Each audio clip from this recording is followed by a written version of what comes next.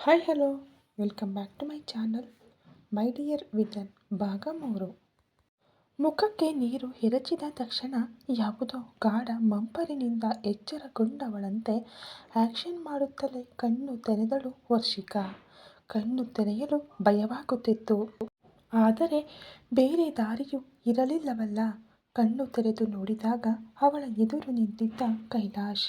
ಅವನೇ ಅವಳ ಮುಖಕ್ಕೆ ನೀರು ಎರಚಿ ಎಬ್ಬಿಸಿದ್ದು. ಅವನನ್ನು ನೋಡಿದ ತಕ್ಷಣ ಅವಳಿಗೆ ಎಲ್ಲವೂ ಅರ್ಥವಾಯಿತು. ಇವನು ಆ ಜೇಡಿ ಕಡೆಯ ಮನುಷ್ಯನೇ ಅಂತ. ಆದರೂ ಈಗ ಅವಳಿಗೆ ಸಹಾಯ ಮಾಡಲು ಅವನು ಮಾತ್ರ ಅಲ್ಲಿದ್ದಾನೆ ಎಂದು ಅನ್ನಿಸಿದ್ದರಿಂದ ಮುಖವನ್ನು ಪಾಪದಂತೆ ಮಾಡಿಕೊಂಡು ಅಣ್ಣ ಎಂದು ಮೆಲ್ಲನೆ ರಾಗ ಎಳೆದಳು. ಕೈಲಾಶ್ ಅವಳನ್ನೇ ನೋಡುತ್ತಿದ್ದ. ಆದರೆ ಯಾವುದೇ ಉತ್ತರ ನೀಡಲಿಲ್ಲ. ಅಣ್ಣ ಪ್ಲೀಸ್, ಈ ಗಂಡಾಂತರದಿಂದ ನನ್ನನ್ನು ಕಾಪಾಡಿ ಎಂದಳು ವರ್ಷಿ. ಆ ಸಮಯದಲ್ಲಿ ಕಬ್ಬಿಣದ ರಾಡ್ ಉಜ್ಜಿದಂತೆ ಒಬ್ಬನು ಗಂಟಲು ಸರಿಪಡಿಸುವ ಶಬ್ದ ಕೇಳಿಸಿತು. ಅದು ಬೇರೆ ಯಾರೂ ಅಲ್ಲ, ಆ ಸೈತಾನ ಜೇಡಿಯೇ ಎಂದು ಅರಿತವಳು ಬಾಯಿಯನ್ನು ಗಪ್ ಚುಪ್ ಎಂದು ಮುಚ್ಚಿಕೊಂಡಳು. ಇವರಿಬ್ಬರ ನಡುವೆ ಕೈಲಾಶ್ ನಿಂತಿದ್ದರಿಂದ ಇಬ್ಬರಿಗೂ ಒಬ್ಬರನ್ನೊಬ್ಬರು ನೋಡಲು ಸಾಧ್ಯವಾಗಲಿಲ್ಲ. ಆದರೂ ಅವಳನ್ನು ಹೆದರಿಸುತ್ತಿದ್ದ ಜೇಡಿ ಸರಿ, ಮಾತನಾಡಬಾರದು ಅಷ್ಟೇ ತಾನೇ ಎಂದು ಕಾಪಾಡು ದೇವರೇ ಎಂದು ಕಣ್ಣುಗಳನ್ನು ಅರಳಿಸಿ ಕೈಲಾಶ್ಗೆ ಸನ್ನೆ ಮಾಡುತ್ತಿದ್ದಳು ವರ್ಷಿಕಾ. ಅವಳ ಸನ್ನೆ ಅವನಿಗೆ ನಗು ತರಿಸಿತು.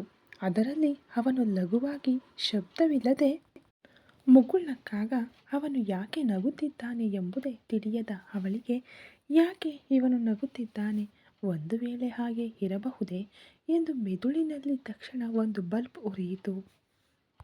ಆ ಸಮಯದಲ್ಲಿ ಕೈಲಾಶ್ ಯು ಗೋ ಎಂದು ಜೇಡಿ ಹೇಳಿದ ಕೂಡಲೇ ಕೈಲಾಶ್ ಅಲ್ಲಿಂದ ಕದಲುತ್ತಾ ಹೊರಗೆ ನಡೆದು ಬಿಟ್ಟ. ಈಗ ವರ್ಷಿಕಾಳನ್ನು ಎದುರುಗೊಂಡ ಜೇಡಿ ಅವಳನ್ನು ನೋಡಿದ. ಅವಳು ಸಹ ಈಗ ಭಯಪಡದೆ ನಗುಮುಖದಿಂದ ಅವನನ್ನು ಎದುರಿಸಿದಳು. ಸರ್, ನನಗೆ ಎಲ್ಲವೂ ಅರ್ಥವಾಯಿತು. ನೀವು ಒಬ್ಬ ಡೈರೆಕ್ಟರ್, ಇದು ಒಂದು ಆಡಿಷನ್ ತಾನೇ ಎಂದು ಅವಳು ಕೇಳಲು ವಾಟ್ ಎಂದು ಹುಬ್ಬು ಗಂಟಿಕ್ಕಿದ ಜೇಡಿ. ಅಂದರೆ ನಾನು ಒಬ್ಬ ಸುಂದರವಾದ ಹುಡುಗಿ, ಹಾಗಾಗಿ ನಿಮ್ಮ ಸಿನಿಮಾದಲ್ಲಿ ನನ್ನನ್ನು ಹೀರೋಯಿನ್ ಮಾಡಲು ನೀವು ಆಸೆ ಪಡುತ್ತಿದ್ದೀರಿ. ಅದಕ್ಕಾಗಿಯೇ ಹೀಗೆ ನನ್ನನ್ನು ಕಿಡ್ನ್ಯಾಪ್ ಮಾಡಿ ತಂದು ಆಡಿಷನ್ ಮಾಡುತ್ತಿದ್ದೀರಿ.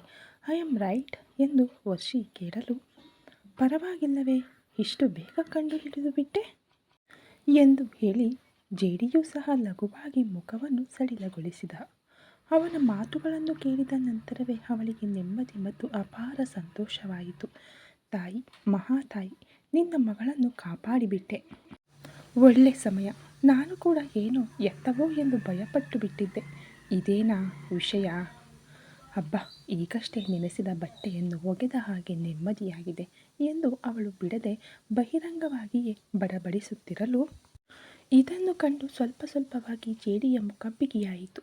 ಆಗ ಬುದ್ಧಿವಂತಿಕೆಯಿಂದ ಮಾತನಾಡುತ್ತಿದ್ದೇನೆ ಎಂಬ ಮೂರ್ಖಳೇ ಎಂದು ಜೇಡಿಯ ಮಾತುಗಳು ಕರಕರನೆ ಬಂದಾಗಲೇ ಮತ್ತೆ ಅವನನ್ನು ಅರ್ಥವಾಗದೆ ನೋಡಿದಳು ವರ್ಷಿ. ನೀನೇನು ದೊಡ್ಡ ವಿಶ್ವಸುಂದರಿಯೇ? ನಿನಗಿಂತ ಸುಂದರವಾದ ಹುಡುಗಿಯರು ಇಂಡಸ್ಟ್ರಿಯಲ್ಲಿ ಬೇಕಾದಷ್ಟು ಜನರಿದ್ದಾರೆ.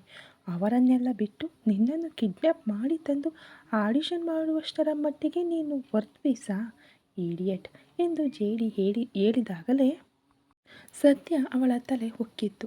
ಹಾಗಾದರೆ ಇದು ನಿಜವಲ್ಲವೇ? ಮಹಾತಾಯಿ, ನನ್ನನ್ನು ಕೈ ಬಿಟ್ಟು ಬಿಟ್ಟೆಯಾ ಎಂದು ಅವಳು ಮನಸ್ಸಿನೊಳಗೆ ಗೋಳಾಡಲು ಇಲ್ಲಿ ನೋಡು, ಮತ್ತೆ ಮತ್ತೆ ನಿನ್ನ ಬಳಿ ಹೇಳುತ್ತಾ ಕೂರಲು ನನಗೆ ಸಮಯವಿಲ್ಲ. ನಾನು ನಿನ್ನನ್ನು ಕಿಡ್ನ್ಯಾಪ್ ಮಾಡಿದ ಕಾರಣ ಈಗಾಗಲೇ ನಾನು ಹೇಳಿದ್ದೇನೆ. ಇನ್ಮುಂದೆ ನೀನು ಮಾಡಬೇಕಾದ ಕೆಲಸ, ಮನೆಗೆ ಹೋಗುತ್ತೀಯ, ಹೋಗಿ ಆ ಜೀವನನ್ನು ಮದುವೆಯಾಗುತ್ತೀಯ. ನಾಳೆ ನಡೆಯಲಿರುವ ನಿಮ್ಮ ಮದುವೆ ಯಾವುದೇ ಅಡೆತಡೆಗಳಿಲ್ಲದೆ ಚೆನ್ನಾಗಿ ನಡೆಯಬೇಕು. ಅದೇ ರೀತಿ ನಮ್ಮಿಬ್ಬರಿಗೂ ಫಸ್ಟ್ ನೈಟ್ ಕೂಡ ನಡೆಯಬೇಕು. ನಡೆಯುತ್ತದೆ ಎಂದು ಅವನು ದೃಢವಾಗಿ ಹೇಳಲು ಇದರಲ್ಲಿ ಅವಳ ಜೀವವೇ ಎಪ್ಪುಗಟ್ಟಿತು. ಒಬ್ಬನ ಜೊತೆ ಮದುವೆ, ಇನ್ನೊಬ್ಬನ ಜೊತೆ ಮೊದಲ ರಾತ್ರಿ, ಇದರ ಬದಲು ನೇಣು ಹಾಕಿಕೊಂಡು ಸಾಯಬಹುದು ಎಂದು ನೊಂದುಕೊಂಡವಳು ಧೈರ್ಯವನ್ನು ತಂದುಕೊಂಡು, ಸರ್ ಪ್ಲೀಸ್ ಯಾಕೆ ಹೀಗೆಲ್ಲ ಮಾತನಾಡುತ್ತಿದ್ದೀರಿ? ನನಗೆ ತುಂಬ ಭಯವಾಗುತ್ತಿದೆ. ನೀವೇ ಹೀಗೆ ಹೇಳಿದ್ದೀರಿ ತಾನೇ ನಾನು ಆ ಲೆವೆಲ್ಗೆ ವರ್ತ್ ಪೀಸ್ ಅಲ್ಲ ಅಂತ. ಆಮೇಲೆ ಯಾಕೆ ನನ್ನನ್ನು ಟಾರ್ಗೆಟ್ ಮಾಡ್ತಾ ಇದ್ದೀರಿ? ನಾನು ಓದುವ ಹುಡುಗಿ ಸರ್, ದಯವಿಟ್ಟು ನನ್ನ ಜೀವನವನ್ನು ಹಾಳು ಮಾಡಬೇಡಿ, ನನ್ನನ್ನು ಬಿಟ್ಟು ಬಿಡಿ ಸರ್, ನಾನು ಹೋಗಬೇಕು ಎಂದು ಅವಳು ಬಹುತೇಕ ಬೇಡಿಕೊಂಡಳು. ವರ್ಷಿ ಅವಳೊಂದಿಗೆ ಹೀಗೆ ವಟ ಅಂತ ಮಾತನಾಡಿಕೊಂಡಿರುವುದೇ ಅವನಿಗೆ ಕಿರಿಕಿರಿಯಾಗಿತ್ತು.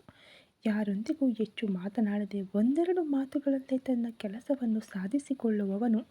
ಆದರೆ ಇಲ್ಲಿ ಮತ್ತೆ ಮತ್ತೆ ಮಾತನಾಡಿ ಅವನ ಕೋಪವನ್ನು ಕೆರಳಿಸುತ್ತಿದ್ದಳು Varshi. You will shut up bloody idiot ಎಂದು ಗರ್ಜಿಸಿದವನು. ಈ ಜೇಡಿ ಒಂದು ವಸ್ತುವಿನ ಮೇಲೆ ಕಣ್ಣಿಟ್ಟರೆ ಆಮೇಲೆ ಅದನ್ನು ನನ್ನಿಂದ ಯಾರಿಂದಲೂ ಕಾಪಾಡಲು ಸಾಧ್ಯವಿಲ್ಲ. ಈಗ ನೀನು ಕೂಡ ಆ ಪರಿಸ್ಥಿತಿಯಲ್ಲೇ ಇದ್ದೀಯ. ಇದಕ್ಕೂ ಮೀರಿ ಸಾಧ್ಯವಿಲ್ಲ ಅಂತ ಹಠ ಹಿಡಿದರೆ ನಿನ್ನನ್ನೇನೂ ಮಾಡುವುದಿಲ್ಲ. ನಿನಗೆ ಹತ್ತಿರವಾದವರನ್ನು ಕೊಂದು ಹೂತು ಬಿಡುತ್ತೇನೆ. ಹೌದು, ಯಾರನ್ನು ಕಿಡ್ನಾಪ್ ಮಾಡಿದರೆ ನೀನು ದಾರಿಗೆ ಬರುತ್ತೀಯ ಎಂದು ಅವಳ ಬಳಿಗೆ ಬಲೆ ಬೀಸಿ ಕೇಳಿದ ಜೇಡಿ. ಕೂಡಲೇ ಅವಳ ಕ್ರಿಮಿನಲ್ ಮೈಂಡ್ ಕೆಲಸ ಮಾಡಿ, ಅದು ನಮ್ಮ ಅಮ್ಮ, ಅಪ್ಪ, ಅಕ್ಕ, ಇವರು ಮೂವರೇ ನನ್ನ ಪ್ರಾಣ. ನನ್ನನ್ನು ಹೊರಗೆ ಬಿಟ್ಟು ಅವರೇ ಮೂವರನ್ನು ಕಿಡ್ನಾಪ್ ಮಾಡಿ ಬೆದರಿಸಿದರೆ ನಾನು ದಾರಿಗೆ ಬರುತ್ತೇನೆ ಎಂದಳು ಕಳ್ಳ ನೋಟದೊಂದಿಗೆ. ಆಗ ಪರವಾಗಿಲ್ಲ, ನಾನು ಕೂಡ ನಿನ್ನನ್ನು ಮುಗ್ದೆ ಅಂದುಕೊಂಡಿದ್ದೆ. ನೀನು ಸರಿಯಾದ ಕೇಡಿಯೇ ಆಗಿದ್ದೀಯ. ನಿನ್ನನ್ನು ಕಿಡ್ನಾಪ್ ಮಾಡುವ ಮುನ್ನ ನಿನ್ನ ಬಗ್ಗೆ ಆಲ್ ಡೀಟೇಲ್ಸ್, ಎಲ್ಲ ವಿವರಗಳು ನನ್ನ ಬಳಿ ಬಂದಿದೆ. ಈ ಪ್ರಪಂಚದಲ್ಲೇ ನಿನಗೆ ಇಷ್ಟವಿಲ್ಲದ 3 ಜನಗಳೇ ನಿಮ್ಮ ಅಪ್ಪ, ಅಮ್ಮ, ಅಕ್ಕ ತಾನೆ. ನಿಜ ಹೇಳಬೇಕೆಂದರೆ ಅವರು ನಿನ್ನ ಅಪ್ಪ ಅಮ್ಮ ಅಲ್ಲ, ನಿನ್ನ ಚಿಕ್ಕಮ್ಮ ಚಿಕ್ಕಪ್ಪ. ನಿನ್ನ ಅಪ್ಪ ಅಮ್ಮ ತೀರಿಕೊಂಡ ನಂತರ ಅವರು ನಿನ್ನ ಹೆಸರಿನಲ್ಲಿರುವ ಆಸ್ತಿಗಾಗಿ ನಿನ್ನನ್ನು ಬೆಳೆಸಿದ್ದಾರೆ. ಅಷ್ಟೇ ಅಲ್ಲ, ಈಗ ಆ ಜೀವನಿಗೆ ನಿನ್ನನ್ನು 50 ಲಕ್ಷಕ್ಕೆ ಮಾರಿದ್ದಾರೆ. ಹಾಗಾಗಿ ಅವರಿಂದ ತಪ್ಪಿಸಿಕೊಂಡು ಈಗ ನೀನು ಮನೆಯಿಂದ ಓಡಿ ಬಂದಿದ್ದೀಯ ಎಂದು ಎಲ್ಲವನ್ನು ಅವನು ಬಿಡಿಸಿ ಬಿಡಿಸಿ ಇಡಲು ಇದನ್ನು ಕೇಳಿದ ವರ್ಷಿಕಾಗೆ ಸುಸ್ತಾಗಿ ಹೋಯಿತು. ಏನಿದು, ಎಲ್ಲವನ್ನು ಕರೆಕ್ಟಾಗಿ ಹೇಳುತ್ತಿದ್ದಾನಲ್ಲ. ಒಂದು ವೇಳೆ ಹಿಂದಿನ ಜನ್ಮದಲ್ಲಿ ಜ್ಯೋತಿಷಿ ಆಗಿದ್ದನೋ ಏನೋ. ಹೇಗೆ ಬಾಲ್ ಹಾಕಿದರೂ ಗೋಲ್ ಹೊಡೆಯುತ್ತಿದ್ದಾನಲ್ಲ. ಈಗೇನು ಮಾಡುವುದು ಎಂದು ಯೋಚಿಸಿದಳು ವರ್ಷಿ. ಸರಿಯಾದ ಪಾಯಿಂಟ್ ಅವಳಿಗೆ ಸಿಕ್ಕಿಬಿಡಲು, ಸರ್, ನಿಮ್ಮ ಹೆಂಡತಿ ನಿಮಗೆ ಮೋಸ ಮಾಡಿದರೆ ಅವರನ್ನು ಹೊಡೆದು ತಿದ್ದಿ, ಇಲ್ಲವಾದರೆ ಡೈವರ್ಸ್ ಕೊಡಿ, ಇಲ್ಲವೇ ಆ ಜೀವನನ್ನು ಕೊಂದು ಹಾಕಿ. ಆದರೆ ಅದನ್ನೆಲ್ಲ ಬಿಟ್ಟು ಅನಾವಶ್ಯಕವಾಗಿ ಯಾಕೆ ನನಗೆ ಟಾರ್ಚರ್ ಕೊಡುತ್ತಿದ್ದೀರಿ? ನನ್ನಿಂದ ಸಾಧ್ಯವಿಲ್ಲ. ನನ್ನಿಂದ ಆ ಜೀವನನ್ನು ಮದುವೆಯಾಗಲು ಸಾಧ್ಯವೇ ಇಲ್ಲ ಎಂದು ಕೋಪದಿಂದ ಸ್ವಲ್ಪ ಜೋರಾಗಿಯೇ ಹೇಳಿದಳು ವರ್ಷಿಕಾ. ಯಾವ ಹೆಣ್ಣು ತಾನೇ ಇಂತಹ ಒಂದು ಅಸಂಬದ್ಧ ಕಾರ್ಯವನ್ನು ಒಪ್ಪಿಕೊಳ್ಳುತ್ತಾಳೆ? ಅವಳು ಮಾತ್ರ ಹೊರತೇನೂ ಅಲ್ಲ ಅಲ್ವಾ? ಹಾಗಾದರೆ ನೀನು ಸಾಧಾರಣವಾಗಿ ಹೇಳಿದರೆ ಒಪ್ಪಿಕೊಳ್ಳುವುದಿಲ್ಲ ಎಂದು ಬೆರಳಿನಿಂದ ತನ್ನ ಹಣೆ ಸವರಿಕೊಂಡವನು ಟೇಬಲ್ ಮೇಲಿದ್ದ ರಿಮೋಟ್ ತೆಗೆದು ಆನ್ ಮಾಡಲು ಅಲ್ಲಿ ಒಂದು ದೊಡ್ಡ ಪ್ರಾಜೆಕ್ಟರ್ ಆನ್ ಆಯಿತು. ಅದರಲ್ಲಿ ಕಂಡ ದೃಶ್ಯ ವರ್ಷಿಕಾಳನ್ನು ಎಪ್ಪುಗಟ್ಟುವಂತೆ ಮಾಡಿತು. ಜೆಸ್ಸಿ ಎಂದು ಕಿರುಚಿದಳು ವರ್ಷಿಕಾ. ನಿನ್ನ ಕ್ಲೋಸ್ ಫ್ರೆಂಡ್, ಅಂದರೆ ನಿನ್ನ ಪ್ರಾಣ ಸ್ನೇಹಿತೆ ಜೆಸ್ಸಿನೇ ಈಗ ನನ್ನ ಕಂಟ್ರೋಲ್ನಲ್ಲಿದ್ದಾಳೆ. ಅವಳಿಗಾಗಿ ನೀನು ಏನು ಬೇಕಾದರೂ ಮಾಡುತ್ತೀಯಂತೆ. ಅದಕ್ಕೆ ಅವಳನ್ನು ಎತ್ತಿಬಿಟ್ಟೆ. ಈಗೇನು ಹೇಳುತ್ತೀಯ ಎಂದು ಸ್ವಲ್ಪವೂ ದಯೆ ದಾಕ್ಷಿಣ್ಯವಿಲ್ಲದೆ ಕೇಳಿದ. ಆ ವಿಡಿಯೋದಲ್ಲಿ ಕಂಡ ಚಿತ್ರ ವರ್ಷಿಕಾಳ ಪ್ರಾಣ ಸ್ನೇಹಿತೆ ಜೆಸ್ಸಿ ಬಾಯಿ ಕೈ ಕಟ್ಟಿದ ಸ್ಥಿತಿಯಲ್ಲಿ ಪ್ರಜ್ಞೆ ತಪ್ಪಿ ಬಿದ್ದಿದ್ದಳು. ಅಯ್ಯೋ ಪ್ಲೀಸ್, ಅವಳನ್ನು ಬಿಟ್ಟು ಬಿಡಿ, ಅವಳು ಪಾಪ ಎಂದು ಒದ್ದಾಡಿದಳು. ನೀನು ನನ್ನ ಡೀಲ್ಗೆ ಓಕೆ ಹೇಳಿ ಆ ಜೀವನನ್ನು ಮದುವೆಯಾಗು.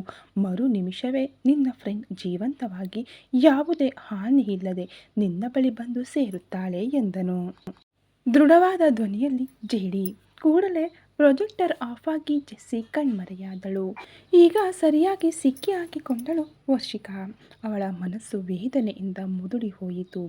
ಅವಳು ಏನು ಮಾಡಬೇಕೆಂದು ತಿಳಿಯದೆ ತಲೆ ತಗ್ಗಿಸಿ ಕುಳಿತಿರಲು, ಇನ್ನು 2 ಮಿನಿಟ್ಸ್ ಮಾತ್ರ ನಿನಗೆ ಟೈಮ್, ಅದರೊಳಗೆ ನನಗೆ ಉತ್ತರ ಬರಬೇಕು ಎಂದ ಜೇಡಿ.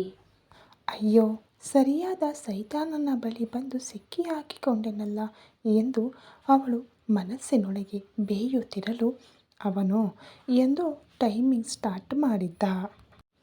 ಅವಳ ಹೃದಯ ಬಡಬಡಿಸತೊಡಗಿತು. ಎಲ್ಲಿ ತನ್ನ ಸ್ನೇಹಿತೆಗೆ ಏನಾದರೂ ವಿಪರೀತವಾಗಿ ಬಿಡುತ್ತದೆಯೋ ಎಂದು ಎಣಿಸಿದವಳು ಮರುಕ್ಷಣ ಯಾವುದರ ಬಗ್ಗೆಯೂ ಯೋಚಿಸದೆ, ಸರಿ, ನಾನು ಒಪ್ಪಿಕೊಳ್ಳುತ್ತೇನೆ ಎಂದು ಹೇಳಿಬಿಡಲು, ಇದನ್ನು ಕೇಳಿ ಚೆನ್ನಾಗಿ ತುಟಿ ಬಿಡಿಸಿ ಮುಗುಳ್ನಕ್ಕ ಜೇಡಿ. ಅವನು ಅಂದುಕೊಂಡದ್ದನ್ನು ನಡೆಸಲಿರುವ ತೃಪ್ತಿ ಅವನಿಗೆ. ಆದರೆ ವರ್ಷಿಕಾಗೆ ತುಂಬ ಅವಮಾನವಾಗಿತ್ತು. ಹುಟ್ಟಿದಾಗಿನಿಂದಲೇ ಕಷ್ಟಗಳನ್ನು ಅನುಭವಿಸಿದವಳು. ಆದರೂ ಯಾವುದೋ ಒಂದು ಮನೋಧೈರ್ಯದಿಂದ ಇನ್ನು ಬದುಕುತ್ತಿದ್ದಾಳೆ.